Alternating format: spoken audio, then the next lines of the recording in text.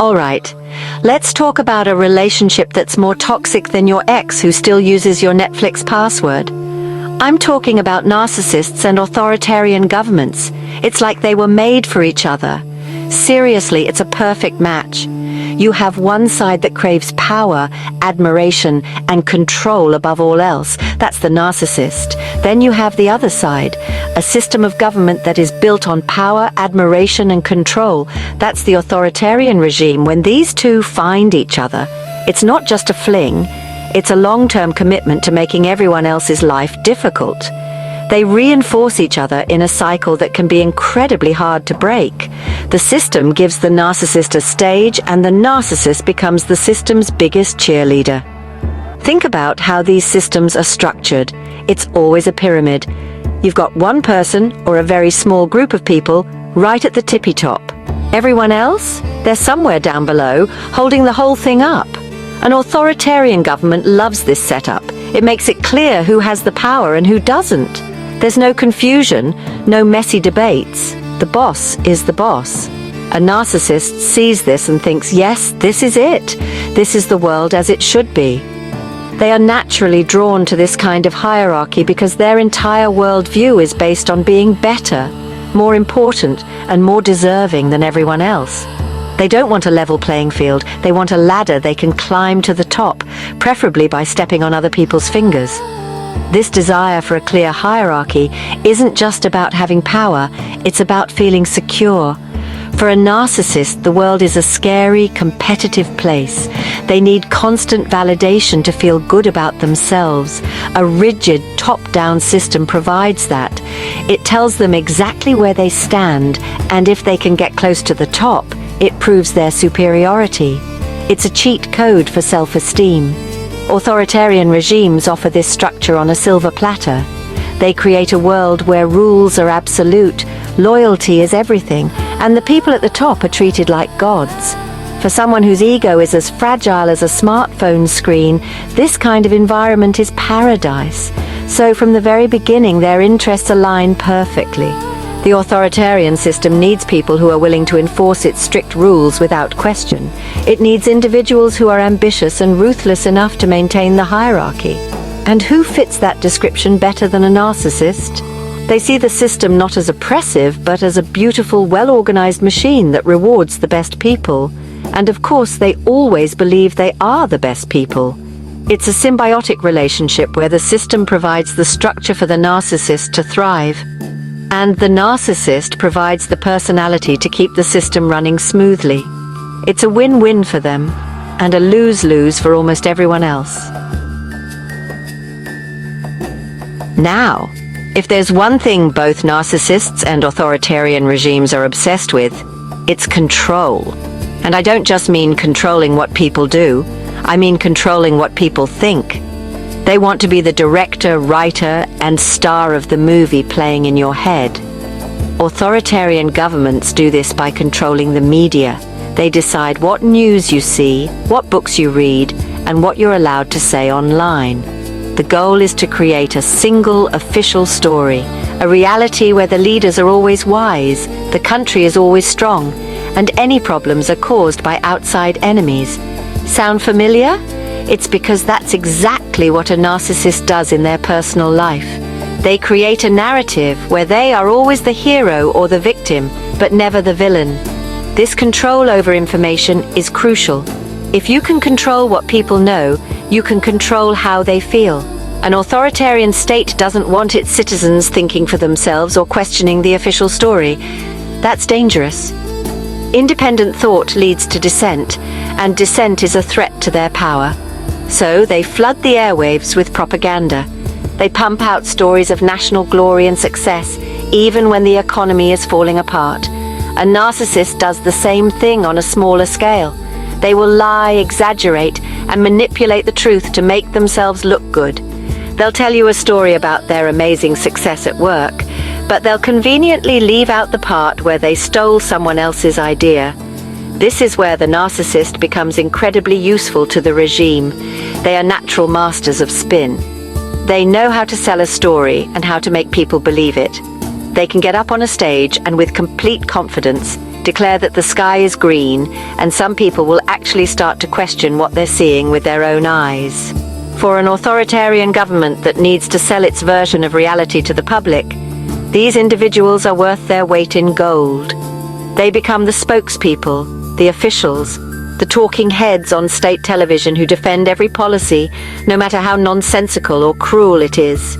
They do it with a smile because they genuinely believe the narrative they're pushing. And it's not just about pushing their own stories, it's about silencing others. Both the narcissist and the authoritarian regime cannot stand a competing narrative. If someone comes along with facts that contradict the official story, they are immediately labeled an enemy. The government will call them a traitor or a foreign agent. The narcissist will call them a jealous hater or just plain crazy. The goal is the same: discredit the source so you don't have to deal with the information. By controlling the flow of information and defining who is and isn't a credible source, they build a fortress around their version of the truth, making it almost impossible for alternative viewpoints to get through. One of the biggest things that unites narcissists and authoritarian regimes is their absolute hatred of criticism. They can't handle it. For them, any form of disagreement is not just a different opinion, it's a personal attack. It's a declaration of war. An authoritarian government sees a protester on the street and doesn't see a citizen exercising their rights. It sees a threat to its very existence. A journalist who asks a tough question isn't doing their job. They are an enemy of the state trying to undermine the leader. This with us or against us mentality leaves no room for nuance or debate. You are either a loyal supporter or a dangerous enemy. There is no in between. This is the exact same way a narcissist operates. Their ego is so fragile that any criticism feels like a physical blow. If you tell them they made a mistake, they don't hear helpful feedback. They hear you saying they are a complete and utter failure. Their defense mechanism kicks in immediately. They will lash out, deny everything, and turn the blame back on you. They will say you're the one with the problem, that you're just jealous, or that you don't know what you're talking about. The idea that they could be wrong is simply not something their brain can process. It's a threat to their entire identity, which is built on a foundation of perceived perfection. This shared intolerance for dissent creates a powerful alliance. The regime creates laws and systems to punish critics.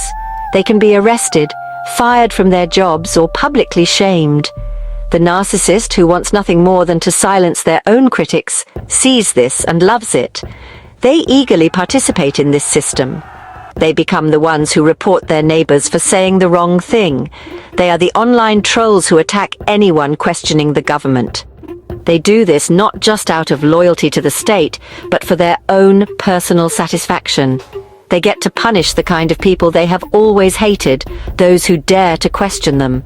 In this environment, narcissists don't just survive, they thrive. They gain status and power by becoming the most loyal defenders of the regime. By attacking the government's enemies, they are also attacking their own. Someone who values free speech and critical thinking is a threat to both the authoritarian state and the narcissist's ego. So when the state cracks down on these people, the narcissist feels validated and protected. They see it as the world finally getting organized in the right way, where the right people, them and their leaders, are in charge, and the wrong people, the critics, are put in their place. It's a perfect system for silencing all the voices they don't want to hear. So why does this toxic relationship last? Why do people continue to support a system even when the corruption and lies are obvious? It comes down to protection and security. The authoritarian system provides a shield for the narcissist. As long as they remain loyal, they are protected. They can be corrupt, incompetent, or cruel, but the system will defend them. Did a high-ranking official get caught stealing public money? The state-controlled media will either ignore the story or spin it as an attack by foreign enemies. The system protects its own, because every official is a piece of the machine. If one piece looks bad, the whole machine looks bad. In return, the narcissist provides unwavering defense for the system. They are the foot soldiers of the regime's ideology. They will go on television and lie with a straight face. They will write articles praising the leader's genius. They will argue with friends and family, insisting that the government is doing a fantastic job, even as things get worse. They do this because their own sense of self-worth is now completely tied to the success and power of the regime. If the regime falls, their world falls apart. Acknowledging the system's corruption would mean acknowledging that they were wrong. And for a narcissist, that is an impossible task. It's easier to defend the lie. This creates a strange kind of stability that narcissists find deeply comforting.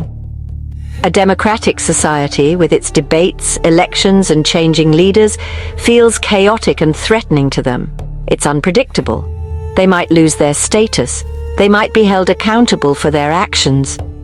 An authoritarian regime, on the other hand, feels steady and permanent. The leader is strong, the rules are clear, and their place in the hierarchy is secure as long as they play the game. Even if this stability is built on a foundation of corruption and oppression, it feels safer to them than the messiness of freedom. They will choose predictable tyranny over unpredictable liberty every single time. Ultimately, the bond between narcissists and authoritarianism is a marriage of convenience, built on a shared interest in power, control, and the silencing of dissent. The system provides the stage, the rules, and the protection that a narcissist needs to feel important and safe. The narcissist provides the blind loyalty, the shameless propaganda, and the ruthless ambition that the system needs to maintain its grip on power. They need each other, and that is why the connection remains strong, even when the corruption is plain for all to see. To admit the system is corrupt would be to admit they are part of it, and for a narcissist, self-preservation will always trump the truth.